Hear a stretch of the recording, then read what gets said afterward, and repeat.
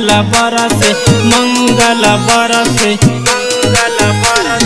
सोरा हो सिंगार करके निकलीला घर से त मंगल बरसे हमारा लछुएला मार्केट में सारा लोग बाबू तरसे हमारा लछुएला मार्केट में सारा लोग बाबू तरसे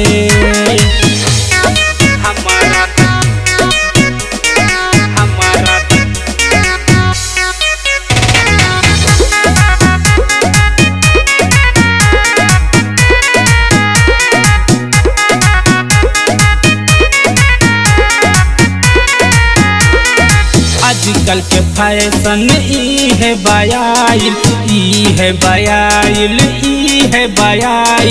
यही में बाटे लोगवा भुलाइल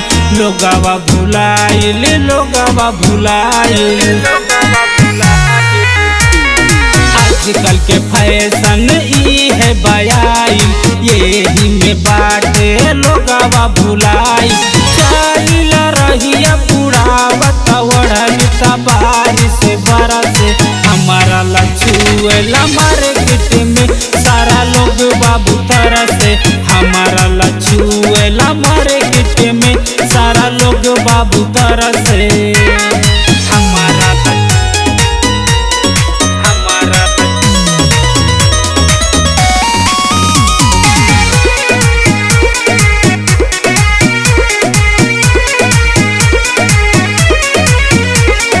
मारिल कनकी हो जाला या समाइल आजकल के लइका खोजता पूरा फाइल